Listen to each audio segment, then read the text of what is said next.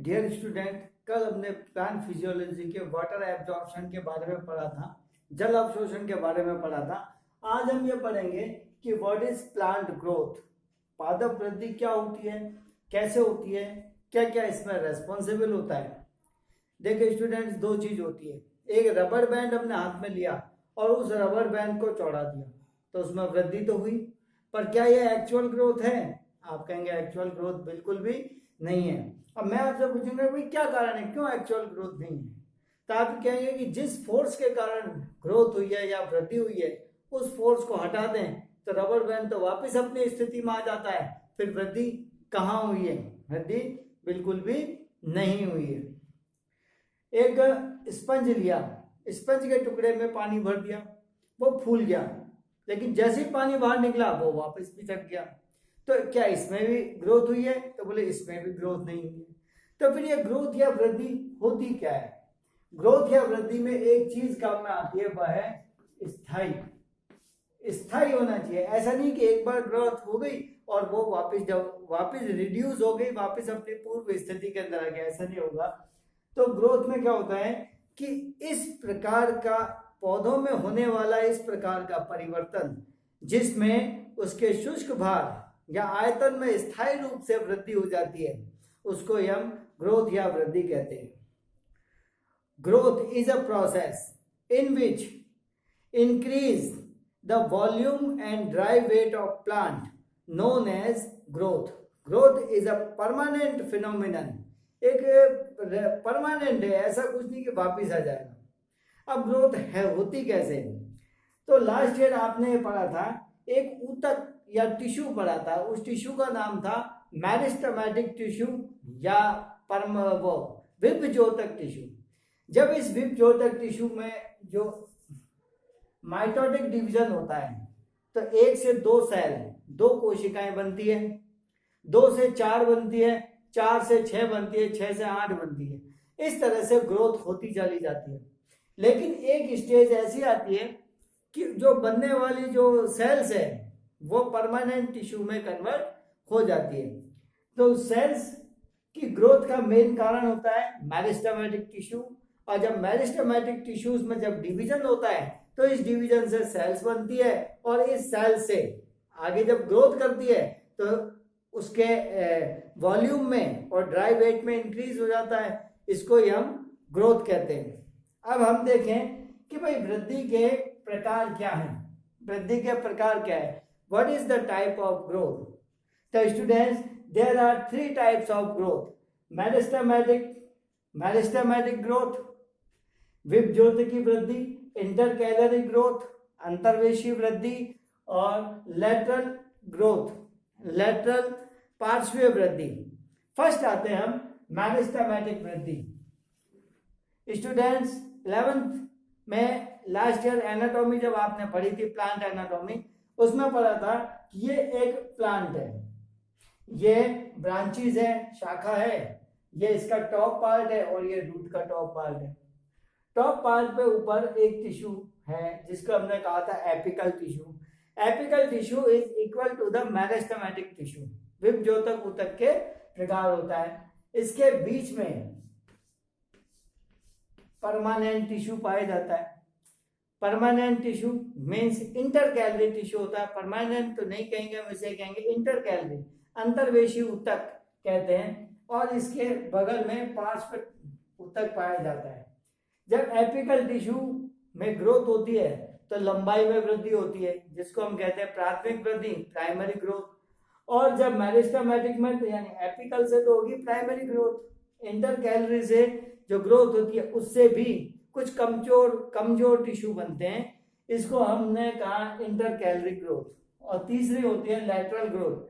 आपने देखा था जब सेकेंडरी ग्रोथ वाला टॉपिक पढ़ा था तो उसमें आपने ये देखा था कि सेकेंडरी टिश्यू जैसे वेस्कुलर कैम्बियम, कॉर्क कैम्बियम पाए जाते हैं, संवहनता पाई जाती है जिसमें विभाजन होता है और तने की मोटाई में वृद्धि होती है।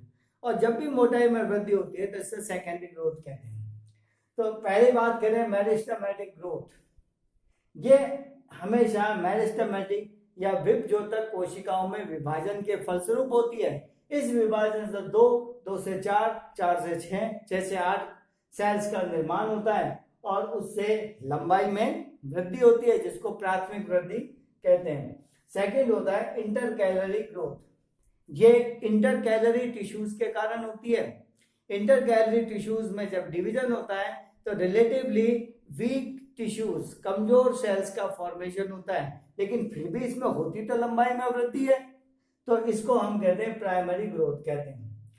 गन्ना आपने देखा है, शुगर केन आपने देखा है, शुगर केन में इस तरह से स्ट्रक्चर होती है।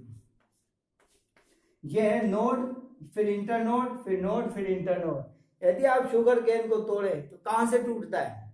वो हमेशा नोड्स पर से टूटता है, गांठ पर से टूटता है। ऐसा क्यों होता है? क्योंकि वहां पे जो टिश्यूज पाए जा रहे हैं वो टिश्यूज कौन से? इंटर कैलोरी टिश्यू है, जो कमजोर होते हैं, इसलिए वहां से टूट जाता है।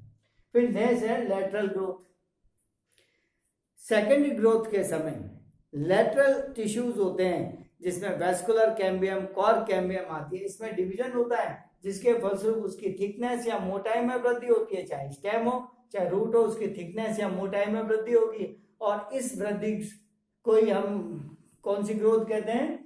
उसको कहेंगे लेटरल ग्रोथ कहते हैं। तो यह है टाइप्स ऑफ ग्रोथ। तो ये टाइप्स ऑफ ग्रोथ है। अब है स्टेप्स ऑफ ग्रोथ। वृद्धि के चरण कौन कौन से? Steps of growth. पहला आपने पढ़ा लॉन्गिट्यूडिनल ग्रोथ, जब एपिकल सेल या एपिकल टिश्यूज से जो ग्रोथ होती है उससे पौधे की लंबाई में ग्रोथ होती है, और जो लंबाई में ग्रोथ होती है इसको हम कहते हैं लॉन्गिट्यूडिनल ग्रोथ या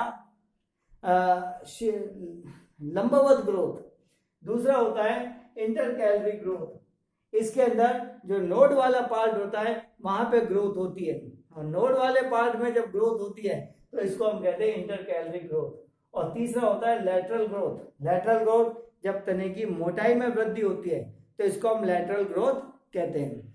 अब हमारे ये टॉपिक आता है कि किस तरह से होता है, आगे कैसे ग्रोथ होती है। तो देखिए बेटा, मेरिस्टेमेटिक जो टिश्यू होता है इसमें कोशिकाओं में विभाजन होता है, और विभाजन के फलस्वरूप केवल कोशिकाओं की संख्या में वृद्धि होती है। कोशिकाओं की संख्या में वृद्धि होती है, कोई लंबाई चौड़ाई में कोई भी वृद्धि नहीं होती। तो ये मेरिस्टेमेटिक में होता है। दूसरा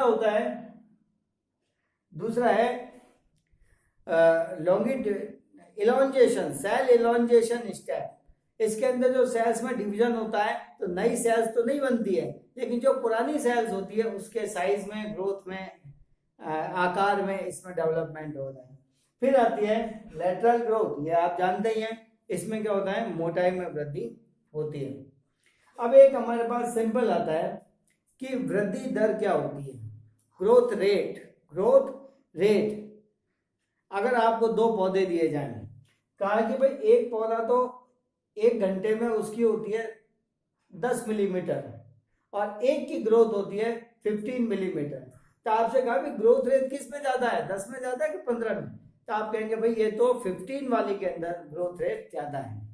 तो इसको हम ये कहते हैं कि इकाई समय में होने वाली वृद्धि को वृद्धि दर कहते हैं। The growth in unit time known as growth rate. Growth rate को समझने के लिए 2 मॉडल दिए गए हैं, जिसको कहते हैं अंकगणितीय वृद्धि, अर्थमेटिकल ग्रोथ, और दूसरा है ज्यामितीय वृद्धि, जियोमेट्रिकल ग्रोथ। अर्थमेटिक और जियोमेट्रिकल ग्रोथ। अर्थमेटिक में 1 से 2 सेल बनती हैं, 2 में से एक ही एक्टिव रहती है, जबकि जियोमेट्रिकल ग्रोथ में 2 सेल्स बनती है और दोनों ही एक्टिव रहती है, इसलिए वृद्धि बहुत तेजी से होती है।